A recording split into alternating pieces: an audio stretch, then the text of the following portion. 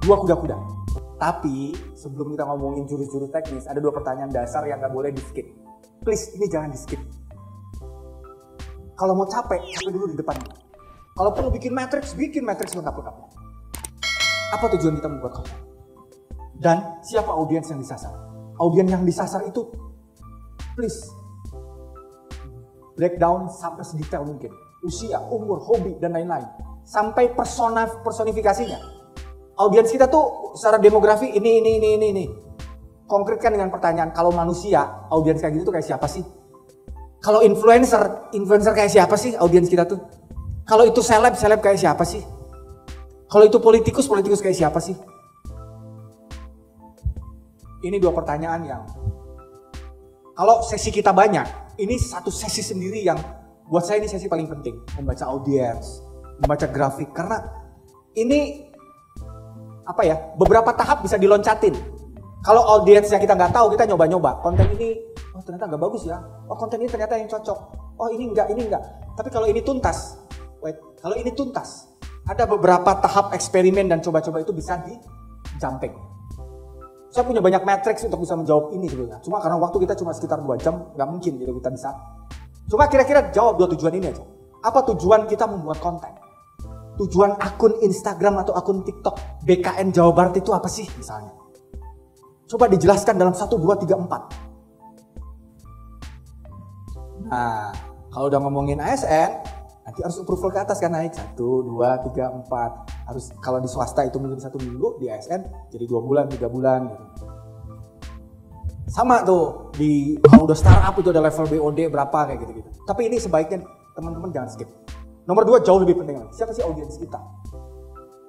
Coba cari dengan kata kunci psikografi, demografi audiens gitu. Nanti ketemu tuh. Ada contoh-contoh matriks yang teman-teman bisa isi.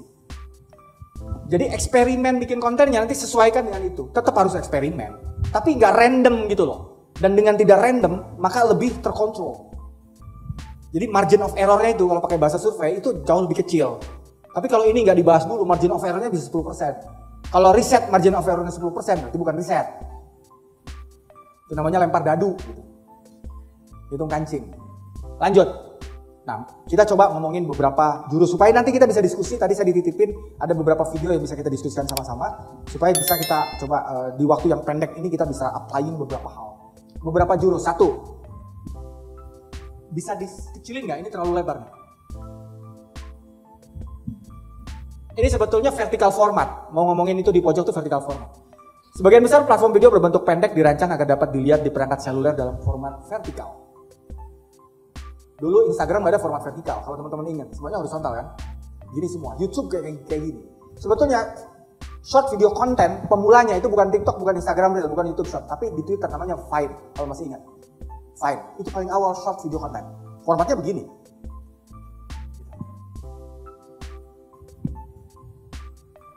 Jadi kalau ngomongin short video content pada dasarnya ngomong format yang vertikal. Kalau yang panjang-panjang kayak di Netflix kita kan nontonnya gini.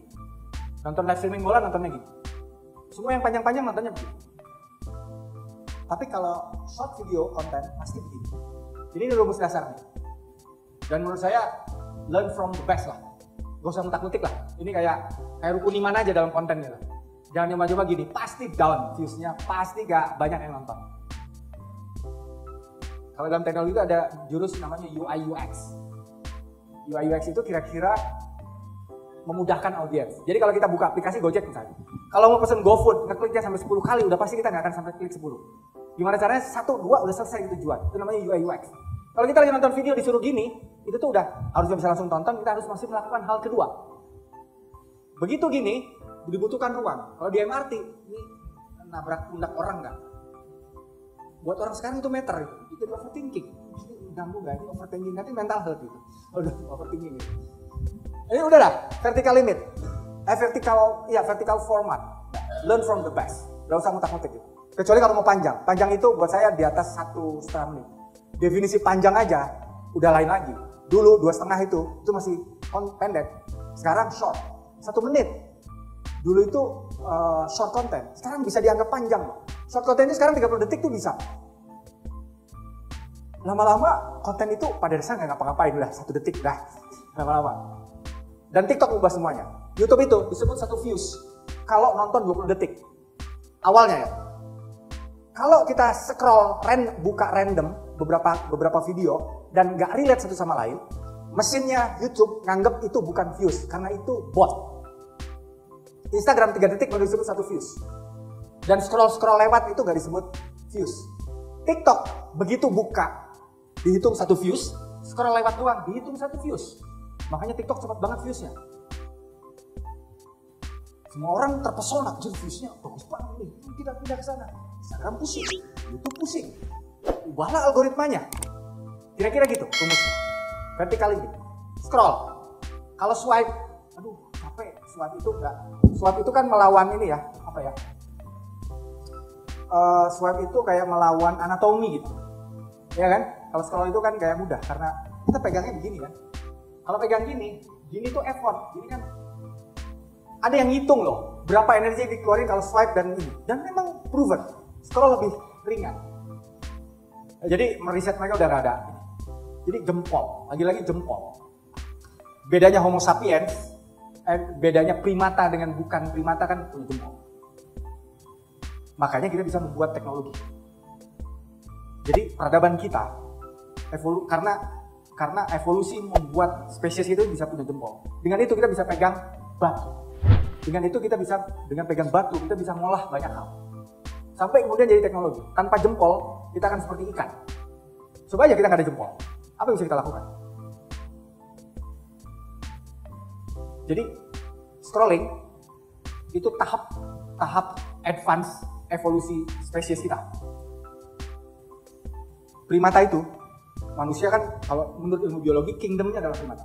Dia punya jempol, bisa bergelayutan, bisa pegang alat. Bisa pegang alat itu membuat kita bisa melakukan sesuatu yang tidak bisa dilakukan oleh hewan-hewan lain yang bertenaga lebih besar. Sebutlah gajah, sebutlah harimau, sebutlah apapun. Gitu. Bisa menggenggam alat, dengan menggenggam alat kita tidak mengandalkan fisik kita aja. Kita bisa mengandalkan yang lain.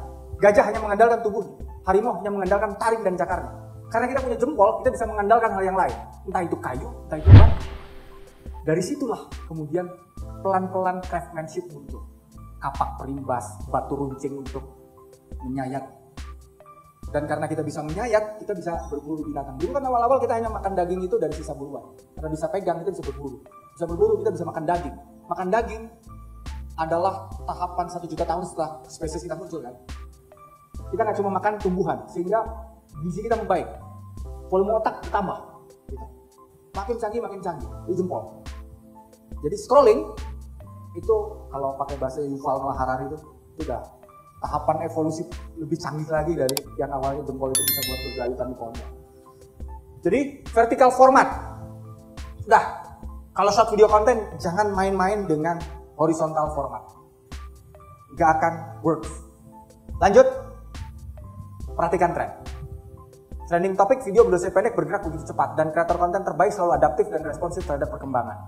Kalau bisa menjadi yang terdepan. Apakah ada soundbite atau lagu yang digunakan berulang kali, filter, animasi, dan visual yang Anda lihat, pemirsa tertarik pada tren ini. Karena memang itu. Cuma saya udah ngasih disclaimer di awal bahwa in the end ini memang menyeragamkan selera. Tapi tren ini perlu dipelajari dengan satu catatan. Tren joget-joget cuma sesaat. Ada yang salah dengan kalimat itu. Salahnya di mana? Tren itu pasti sesaat. Nggak mungkin tidak sesaat. Jadi tren itu pasti sesaat. Ini perlu dipelajari nih. Dan untuk bisa mempelajari ini, jebakan Batman-nya adalah ya kita harus sering-sering nonton. Ya itulah media sosial memaksa kita untuk nggak keluar dari situ. Makanya dari awal saya ngasih disclaimer beberapa dalam tanda petik ya, filsafat sosial medsosnya dulu gitu. Supaya kita tahu jebakan-jebakannya. Perhatikan tren. Sesederhana kemudian ikuti, maka kemungkinan akan FYP. Saya ketemu sama engineer-nya TikTok kan, 6 bulan yang lalu. Jadi FYP itu ada tren ini. Tren terdepan itu kalau nggak dipilih sama mesinnya ya nggak akan jadi gitu. Jadi orang TikTok yang kemudian menentukan, oh trennya ini. Didorong oleh mereka, diulang-ulang jadi FYP, ya udah masuk ke kepala. Joget-joget dan lain-lain. Kan dulu joget-joget itu awalnya di Bigo, bukan TikTok kalau teman-teman masih ingat gitu. TikTok membuatnya jadi lebih mudah, lebih canggih. Apa teknologi TikTok yang nggak sulit sekali diikuti? Ya teknologi shrinking kapasitas videonya. Dulu kalau kita mau download jadinya gede. TikTok itu kita share otomatis filenya mengecil, otomatis tershare tanpa harus ada linknya gitu. Itu luar biasa canggih. Seluruh media sosial kalau nge-share itu masih di circumstances mereka. Feed di-share jadinya IG Stories, Twitter di RT, Facebook di-share. TikTok lah yang dengan rendah hati dalam bahasa tanda petik mengikhlaskan kontennya didistribusikan di WhatsApp dan lain-lain. Seluruh bapak-bapak nih yang gak main medsos tahu TikTok pertama dari mana? Dari WhatsApp. Kenapa bisa begitu? Karena TikTok dari awal sadar kalau mau mengalahkan semua raksasa itu, cara yang bisa dilakukan adalah mengikhlaskan kontennya lintas platform. Caranya gimana? Dimudahkan. Kalau mau nge-share, share udah jadi video, bukan link. Videonya cuma berapa kilobyte lagi. Murah. Buat bapak-bapak, ibu-ibu, bapak-bapak di desa yang pulsanya harus pakai paketan dan kadang harus ikut wifi di balai kelurahan, scrolling TikTok jadi gak mahal gitu. YouTube belum sanggup. Karena teknologi shrinking itu ada teknologi yang mahal. Kalau teman-teman ingat dulu ada namanya zip. WinZip. Disket cuma 1,3 megabyte. Ini buat bapak-bapak yang ngalamin zaman disket ya. Mahal banget gitu. Jadi ilmu mengecilin file itu mahal sekali. Itu teknologi yang mahal sekali. Dulu ada WinRAR, WinZip. Nanti di unzip gitu, di unrar gitu. Nanti foldernya kebuka semua gitu. YouTube cuma ngebagi jadi 3 kan, berdasarkan resolusi medium, low, short gitu. TikTok mah jadi satu mode, nggak perlu. Tadi saya bilang UI UX, klik milih gitu. 1, 2, berapa tahap tuh milih? TikTok nggak, klik share tuh nyampe. Dan nggak perlu mikirin milih resolusi berapa, udah jadi template semua. Nah itu tren. Lanjut, konsisten konten. Konsistensi adalah kunci dalam memasarkan video bentuk pendek. Platform seperti TikTok dan Instagram memprioritaskan akun yang memposting antara 3 dan 5 kali per minggu. Sementara platform seperti Snapchat menyarankan bahkan untuk memposting beberapa kali per hari. Posting secara reguler membuat audiens Anda tetap terlibat dan algoritma akan membuat konten Anda lebih sering muncul di layar para pengikut. Jadi kalau ngomongin konten pendek, bikin konten bagus seminggu sekali itu akan kalah dibandingkan bikin konten biasa-biasa aja tapi sering gitu. Orang jadi tahu, oh si ini rajin konten. Kalau di TikTok syaratnya nambah, harus sering-sering live. Intinya apa? Sering. Balik lagi kan, dipaksa untuk sering main di situ. Semua media sosial tuh merancang itu semua. Bedanya gimmick-gimmicknya agak lain. Konsisten konten. Lanjut. Otentik. Nah ini yang penting. Saya mau ngomong ini end to end. Konten video pendek sangat menghargai kejujuran. Penonton senang terhadap konten yang terasa jujur, nyata, dan tulus. Terlalu indah, terlalu ideal, semakin tidak disukai. Jangan khawatir dengan gambar yang goyang-goyang, suara yang kesengat, atau tuturan yang menggunakan suara dari Google atau AI. 2-3 tahun lalu kita sebel banget kan dengerin suara yang apakah kamu yang kayak ala Google Translate. Sekarang kuping kita udah kayak teman lama aja. Awal-awal kan gengges banget kalau kata bahasa sekarang, gengges. Udah jadi biasa gitu. Data-datanya mengumumkan bahasa global rata-rata 64% pengguna TikTok mengatakan bahwa mereka dapat menjadi diri mereka yang sebenarnya di TikTok. Instagram kan nggak bisa, kalau jelek itu nggak bisa masuk feed. Terus deh masa ini masuk feed gitu. Ini IG story aja gitu. Kan gitu kan? Makanya Instagram adalah platform yang merancang kita untuk berpikir semua orang berbahagia kecuali kita. Kan itu Instagram. Di Instagram itu yang bagus-bagus, momen-momennya itu kayaknya abadi nih. Terus di feed. Kalau yang ya pendek-pendek, raw, nggak make upan, pakai dasar IG story saja. TikTok nggak ngebedain itu, semuanya harus raw. Kira-kira gitu. Dan mereka merasa TikTok itu menjadi diri mereka sendiri. Sementara rata-rata 56% pengguna TikTok mengatakan bahwa mereka dapat memposting video yang tidak akan mereka posting di tempat lain. Facebook, teman-teman SMA, teman-teman SMP. Kan gak enak ya ditonton sama mereka. Kan pikirannya macam-macam kalau di TikTok tuh kayak pasar aja gitu. Sentimen ini, hasil survei ini berlaku umum pada berbagai demografi. Responden berbagai bahasa, bangsa, jenis kelamin, ras, dan lain mengatakan hal yang sama. Ini kecenderungan umum. Ini pentingnya end to end. Jadi end to end itu kalau saya tadi bilang itu bukan karena murah, yes. Mudah, yes. Gampang, yes. Tapi yang paling penting, kenapa end to end itu metode production yang harus kita pelajari karena end to end adalah cara paling gampang untuk jadi otentik. Begitu penulis skripnya si A, ngambil gambarnya si B, yang ngedit videonya si C, yang tampilnya si D. Ada berapa kepala? 4. Begitu 4, maka konten itu jadi akan diutak-utik terus. Aku nggak suka ini. Si editor ini bagus gini, si yang tampilnya jangan dari samping lah, kelihatan gendut aku kan gitu lah. Kalau foto jangan dari samping kiri, daguku kan agak miring. Lihatlah gitu kalau banyak orang gitu. Jadi gak otentik karena pertimbangannya banyak. Jadi end-to-end production itu bukan semata-mata karena murah, bukan semata-mata karena mudah. Tapi end-to-end adalah shortcut untuk menjadi konten yang otentik. Maksudnya otentik itu definisinya nggak usah aneh-aneh, definisinya kira-kira ini lagi. Seolah-olah jujur, seolah-olah apa adanya, sebenarnya masih seolah-olah semua. Gitu. Otentik. Makanya penting dalam konteks kehumasan gitu. Memang gak sembarang orang bisa muncul, lebih karena otentisitas itu kadang adalah sesuatu yang tidak dimiliki oleh semua orang kalau udah di depan kamera. Saya ini mungkin satunya pemret yang nggak punya program acara gitu, entah podcast atau apapun. Bukan nggak bisa ngomong saya lancar-lancar aja gitu. Kalau ngobrol bisa seru-seru aja, bisa berjam-jam, ngomongin apa aja ayo gitu. Kalau ngomong di depan orang, di depan audiens yang baru bisa, cuma ya nggak pernah happy dan nggak nyaman gitu kalau di depan kamera. Ada beberapa orang yang demikian. Nah memang sebaiknya nggak perlu gonta-ganti. Perlu ada grooming talent, betul. Makanya penting tuh ada ada second account. Sebenarnya itu trial gitu ya. Yang kita bisa close group gitu untuk menilai gitu. Karena authenticity itu nggak semua orang tuh punya lightness, punya keringanan untuk kelihatan jelek. Ikhlas tampak jelek itu skill set yang penting untuk bertahan hidup di zaman sekarang. Beneran, ikhlas tampil jelek, kelihatan buruk, kelihatan jelek, kelihatan biasa saja. Ini adalah skill set untuk survive di era yang sedikit-sedikit harus bagus, harus share apapun. Itu kalau dulu metode survive adalah bisa nyalain api. Sekarang metode survive itu ikhlas untuk biasa-biasa aja. Karena biasa-biasa aja tuh kayak persoalan sekarang. Kayak kalau nggak makan, kalau nggak tampil apa itu kayak masalah gitu. Ini temen. Makanya otentik ini penting. Jadi jangan milih orang yang cantik. Kalimat saya salah. Jangan milih karena kecantikan atau ketampanan seorang atau kepintaran seorang dalam konteks video short content. Orang pintar itu cenderung bahasanya itu mirip bahasa tulisan. Struktur SPOK-nya itu bahkan lagi ngomong biasa aja, itu TikTok gak suka, short content gak suka. Karena SPOK itu ibu pergi ke kan kayak gitu ya. Bukan mau tertib, cuma udah jadi mindset. Jalan pikirannya terbiasa rapi, jalan pikirannya terbiasa runtut. Tidak terbiasa kusut gitu, tidak terbiasa shortcut.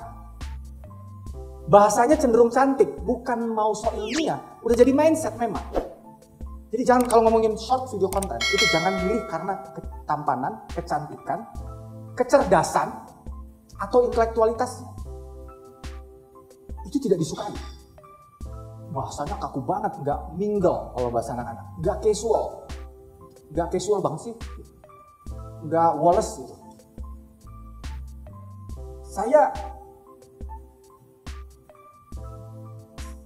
Saya ngomong aku tuh susah gitu. Bahasa saya cenderung agak mirip dengan bahasa tulisan saya gitu. Nggak pantas banget makanya saya di medsos itu tampil tuh nggak pantas. Di zaman sekarang tuh nggak pantas. Jadi jangan pilih, karena menurut tolak ukur authenticity alam media sosial seolah-olah otentik. Yang cantik, yang bahasanya rapi, yang terlalu itu too much, dan too much itu kayak artificial. Jadi jangan pilih kreator itu semata-mata karena kecantikan, ketampanan. Bukan yang cantik nggak boleh, bukan yang tampan nggak boleh, bukan yang pintar nggak boleh, bukan. Tapi jangan milih berdasarkan itu. Tapi berdasarkan pada kesediaan untuk raw, kesediaan untuk tampil mentah atau terlihat mentah. Masalahnya adalah pers nggak bisa kayak gitu, masalahnya ASN nggak boleh gitu. Kan itu persoalan kita. Masa pers pembacaan berita pakai singlet kan nggak bisa. ASN mukbang gitu, kan nggak pantas nggak ya? Ada kepatutan, ada kepantasan yang dua hal itu melekat di pers dan di ASN. Tantangannya di situ. Jadi mau tidak mau, kepantasan dan kepatutan itu akan menjadi dua elemen yang terus-menerus membayang-bayangi kita, pers maupun ASN dalam konteks ASN yang berkhidmat di bidang kehumasan. Karena representasi negara bukan lagi representasi pemerintah. Pemerintahan bisa berganti, negara tidak. Lebih mendasar dan mengakar lagi kan. Pers juga sama. Loh, kalau persnya nggak jaga standar, apa bedanya dengan content creator? Apa bedanya dengan yang joget-joget? Identitinya jadi hilang, dan begitu identitinya hilang ya udah nggak penting lagi ada pers. Kan kira-kira gitu. Masalahnya adalah sekali lagi kalau kita ngomongin short video content, narasi punya investigasi, narasi punya video-video explainer. Explainer itu 10 menit. Yang nonton juga banyak, karena itu nggak ada yang ngerjain sekarang. Jadi kita ngomongin soal perang di Sudan kemarin gitu ya, kita bikin kenapa Afrika konflik terus, kita bikin 15 menit. Ada yang nonton? Ada aja, karena nggak banyak yang main itu. Jadi ada yang nonton 100.000, 200.000 gitu. Karena kayaknya ada orang-orang yang masih pengen kayak gitu. Saya maksa anak saya yang pertama itu susah bener diajarin baca gitu. Nonton video terus, makanya nggak apa-apa nonton video, tapi saya minta, bapak minta kamu nonton video yang dalam satu hari ada 3 video yang durasinya lebih dari 10 menit. Saya dulu dilarang kalau nonton film kan. Apa ini nonton film? Belajar. Kalau sekarang saya nyuruh. Nonton Netflix ya? Nonton Netflix. Nonton apa Pak? Terserah. Beneran terserah. Karena melatih durasi ketahanan nonton panjang. Nonton itu kan dulu kayak kita menghibur. Sekarang nonton panjang aja persoalan kan kita. Nonton bola, ya nonton bola dulu seru. Sekarang nonton bola, bisa di skip gak sih? Ini lama banget golnya ini. Nanti ada highlight. Susah, sesuatu yang dulu tuh murah, mudah, dan kayak gak perlu mikir, kan menjadi kayak mikir gitu. Maka saya nyuruh anak saya untuk, gak apa-apa nonton video, tapi bapak minta kamu nonton video durasi 15 menit itu 3 buah. Dan gak boleh di skip.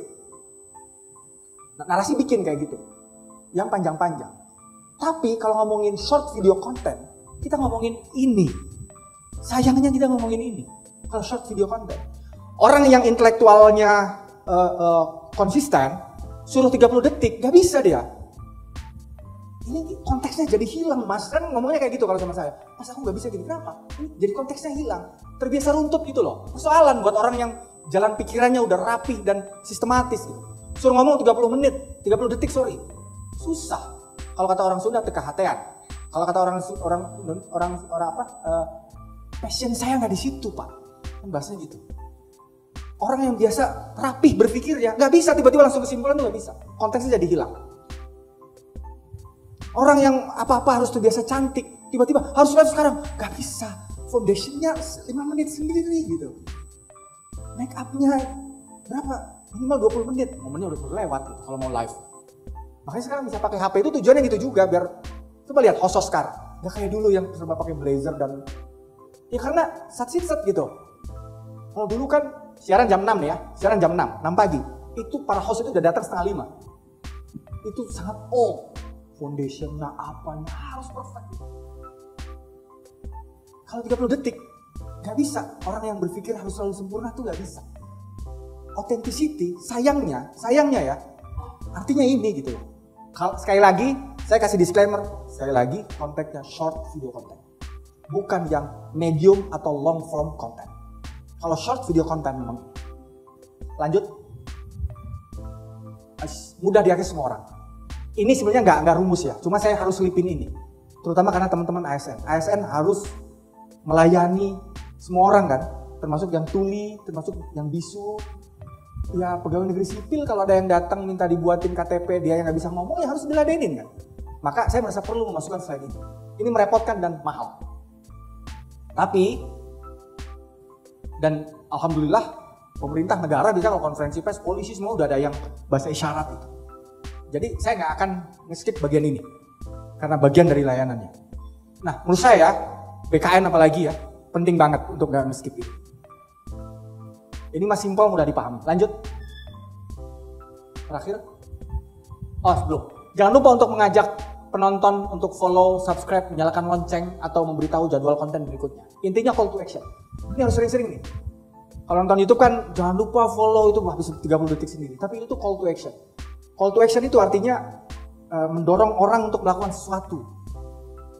Nonton itu harus dianggap bukan melakukan sesuatu karena ceritanya lagi nonton. Jadi melakukan sesuatu itu artinya yang bukan nonton. Entah ngeklik apa. Tujuannya sebenarnya simpel. Untuk memastikan orang gak bosan jadi ada yang dilakukan. Di-insist untuk doing something. Tapi ini matter. Kalau teman-teman googling tentang cara bikin konten yang impactful, ini pasti masuk. Lanjut terakhir, yang penting belum ya. Intro adalah kunci. Video pendek itu berarti singkat. Kamu hanya punya beberapa detik untuk menarik perhatian. Mulai video Anda dengan daya pikat yang kuat, melalui teks di layar, visual yang menarik, atau dengan cerita yang menggiurkan, dapat membantu menarik pemirsa dan membuat mereka terus menonton. Saya nggak suka banget kalimat yang saya gedein ini. Nggak suka saya. Tapi kalau kita ngomongin short video content, kita nggak punya kesempatan banyak. Harus jeger-jeger gitu ya, tabrakan antara warna, itu semua harus dilakukan. Konteksnya sekali lagi short video content, di bawah 30 detik. 1 menit itu oleh beberapa marketer itu udah dianggap medium to long form. 1 menit loh. Jadi 30 detik. Gak banyak waktu kita. Harus to the point. Orang yang harus cantik, orang yang harus ini, aduh ini kok miring, bibirku jadi agak miring, aduh lama tuh. Orang yang biasa menjelaskan sesuatu, filosofinya apa, gak bisa. Kayak gini gak bisa. Makanya short video content bukan buat orang yang, bukan salah.